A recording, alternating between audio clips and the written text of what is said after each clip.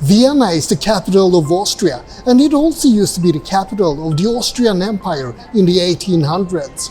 Today I'm gonna explore this city of culture and history, and I have a feeling I'm gonna have a schnitzel as well.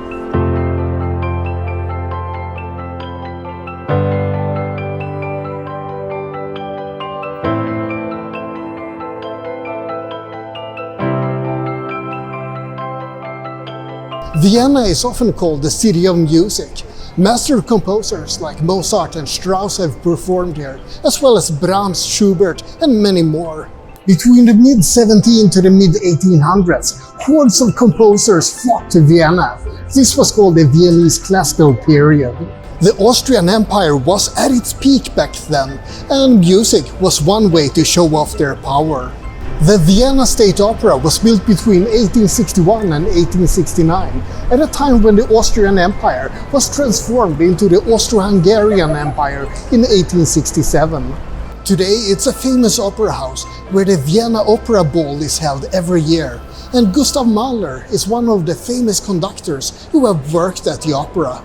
However, at the time of construction it wasn't very popular. People thought that it wasn't as pretty as the previous building that had stood here. The two architects of the opera house never saw it completed. One committed suicide and the other died of tuberculosis 10 days after that. But the building was eventually completed in 1869, and the first opera that was performed here was Mozart's Don Giovanni on May 25th.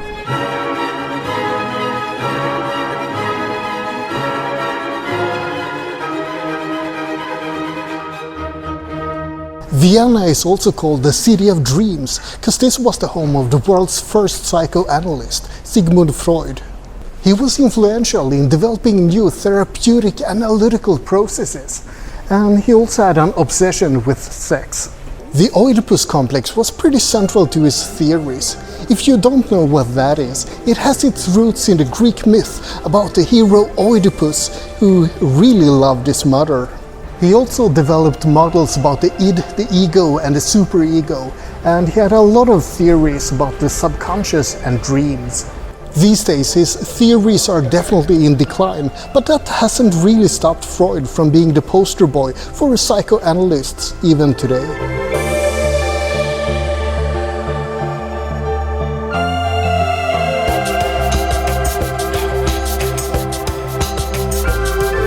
Speaking of mental concerns, the Fool's Tower, Narrenturm, is Europe's oldest psychiatric asylum.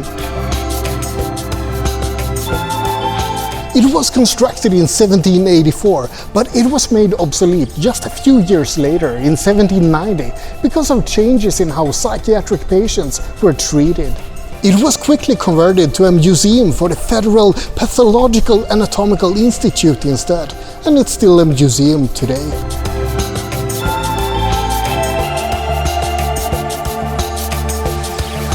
Speaking of museums, there are lots of other weird and wonderful museums in Vienna. A criminology museum, for example, and a funeral museum.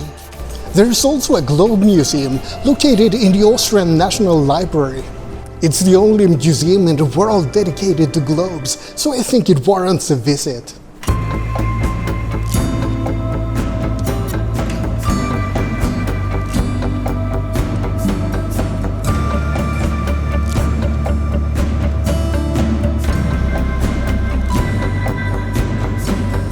Look at the details on this segment from a globe from the 1600s.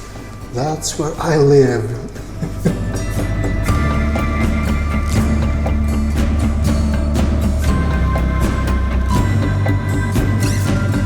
But there's more to see in Vienna. You absolutely have to see St. Stephens Cathedral, built between 1137 and 1160.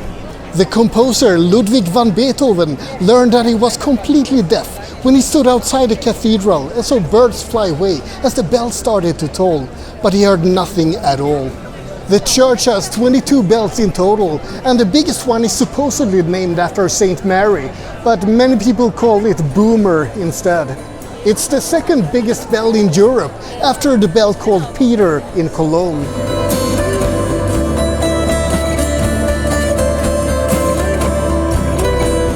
The Belvedere Palace is part of a Baroque building complex that started to be built in 1717. It was built by Prince Eugene of Savoy after a successful war against the Ottoman Empire. Some people reward themselves with a shopping spree when they've done something good, and some people reward themselves with a massive Baroque summer palace. The Karlskirche is a beautiful Baroque church, and the Karlsplatz, right in front of it, appears to be popular with kids of all ages.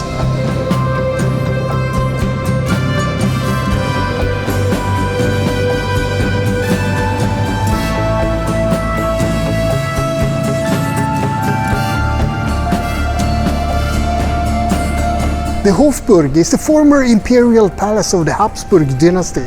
It was built in the 13th century, but it's been expanded upon many times since then. The Habsburg dynasty started in the 11th century, and they occupied the throne of the Holy Roman Empire as well as the Austrian Empire for hundreds of years. The House of Habsburg still remains today, even though they don't live at the Hofburg any longer. But it still remains as a reminder of the Habsburg era of power.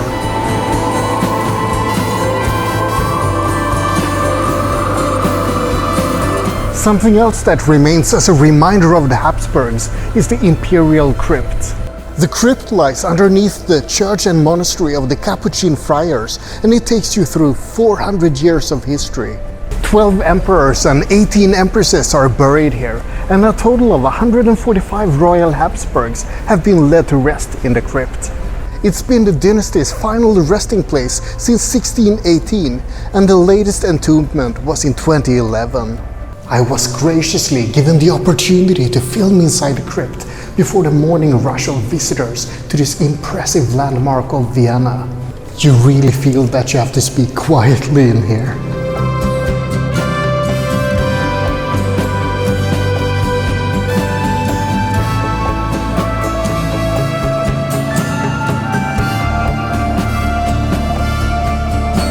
The Vienna City Hall, or the Wiener Rathaus, is a very impressive building.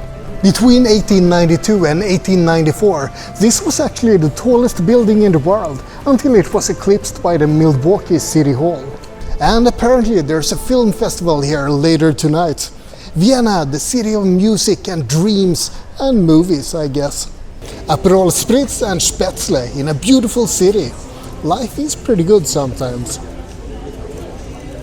Spätzle is an Austrian specialty, something like potato noodles basically. Simple but good. The Prater Amusement Park is the second oldest amusement park in the world. It opened to the public in 1766, after being hunting grounds before that.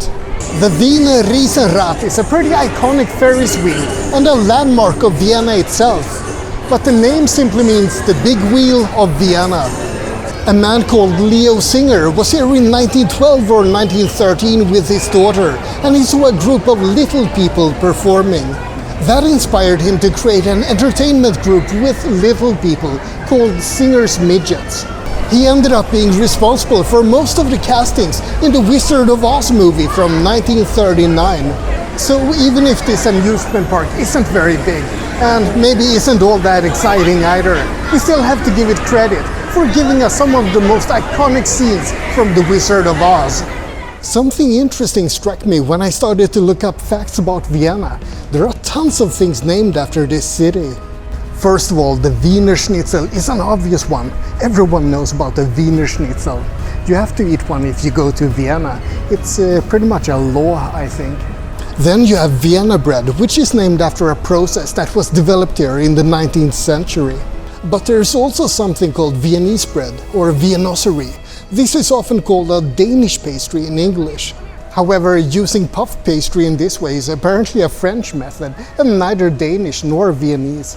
You also have the Wiener Waltz and Wiener sausages, and Wiener Melange, a coffee drink that's similar to a cappuccino. But there's more. You also have Viennese swirls and Vienna fingers, different types of cookies that are popular in the UK and the US respectively. Those cookies have nothing to do with Vienna or Austria. The names were just selected because of marketing reasons. But then again, Who wouldn't want to associate their products with a lovely city like Vienna? And with that, my little exploration of Vienna, the city of music and dreams, has come to an end. I hope you enjoyed it. Like and subscribe, but most importantly, have a great day.